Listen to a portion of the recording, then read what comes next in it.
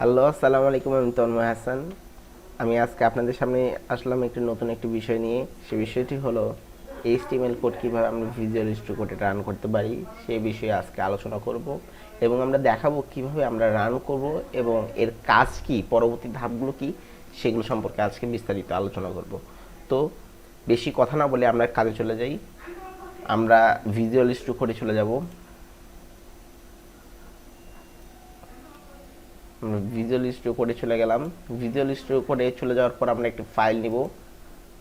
এখানে একটা ফাইল দেখা যাচ্ছে, ফাইল নিয়ে আমরা নিউ ফাইল নিব, বা আমরা কন্ট্রোল এনটা করলেও আমরা জিনিসটা করতে পারবো। এখন আমরা ফাইলে আবার যাব। ফাইলে আবার যাওয়ার পর এটা আমরা সেভ করে নেব। আমাদের কাজ প্রথমেই যে ফাইলটিকে সেভ করে নেওয়া, যাতে আমরা পরবর্তী কাজগুলো সুন্দরভাবে করতে পারি। তাহলে আমরা ফাইলকে সেভ করার জন্য আমরা web page dot HTML web page dot HTML লেখার কারণ হলো এখানে আপনারা যা কিছু লিখতে পারবেন, কিন্তু ডট এইচটিএমএল এটা কিন্তু একটা ফাইলের নাম। সো আমাদের এই জিনিসটাকে কমপ্লিটলি ক্লিয়ার করে রাখতে হবে যে আমরা এখানে কোনো সময় এখানে ভুলবশত অন্য কিছু দিলে কিন্তু আমরা এই এইচটিএমএল ফাইলটি আর পাবো না।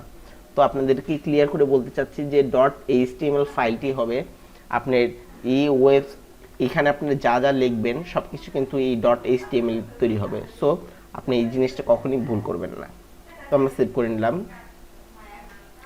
আমরা উপরে একটা আইকন দেখতে পাচ্ছি যে আমাদের যে ওয়েবসাইটটা তৈরি করব আমরা, বা ওয়েব পেজটা তৈরি করব, সেটা কিন্তু ঠিক আছে।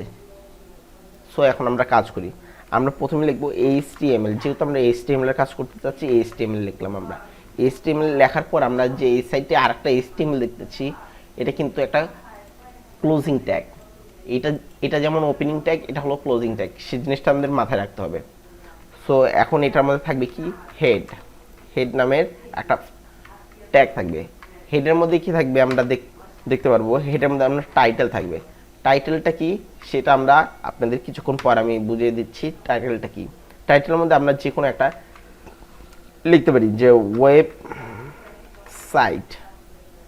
এই ওয়েবসাইট যখন আমরা লিখলাম টাইটেলের মধ্যে, এই ওয়েবসাইট দিয়ে যখন আমরা কোনো জিনিস সার্চ করবো যে কোনো একটি ব্রাউজারে, তখন কিন্তু আমরা আমাদের পরিপূর্ণ যে কাজগুলো রয়েছে সেগুলো কিন্তু আমরা দেখতে পারবো।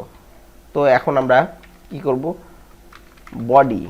বডিটা কি, বডিটার মধ্যে আমরা আমাদের যত ফাইল থাকবে, যত কাজ থাকবে, যত প্যারাগ্রাফ থাকবে, যত হেডিং থাকবে, সব কিছু আমরা এই বডি পার্টের মধ্যে লিখব।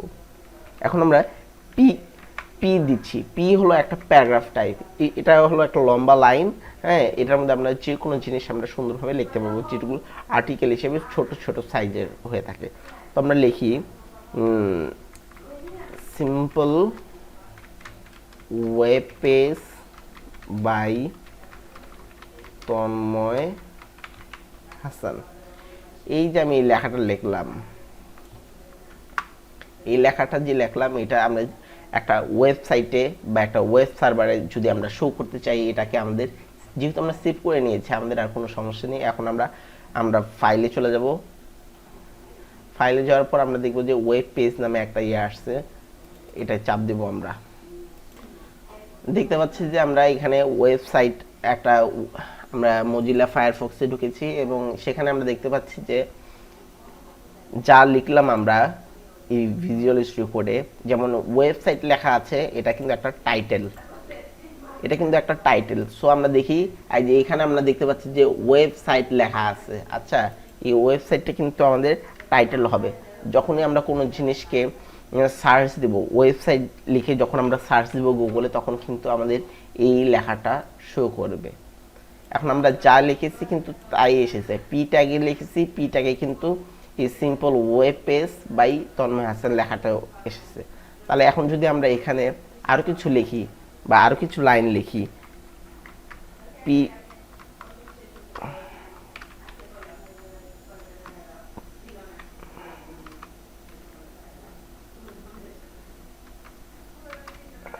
পি লিখে যদি আবার simple web page by Mehedi Hasan লিখি, তাহলে কিন্তু এই জিনিসটাও কিন্তু ক্রিয়েটেড হয়ে যাবে। যখন আমরা রিফ্রেশ দিব তখনই কিন্তু লেখাটা নিচে চলে আসলো। দেখছেন, আপনারা দেখতে পাচ্ছেন যে আমরা যা লিখছি এখানে এই ভিজুয়াল স্টুডিও কোডে তা কিন্তু সরাসরি আমরা দেখতে পাচ্ছি একটা যে কোনো একটা ব্রাউজারে।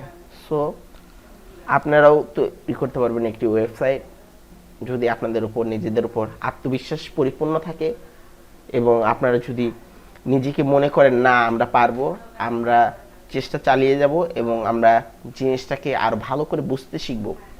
আপনারা যখন জিনিসটা বুঝতে শিখবেন, জিনিসটা কিন্তু কঠিন না, কিন্তু আমাদের চিন্তা ভাবনাই কঠিন করে ফেলি আমরা।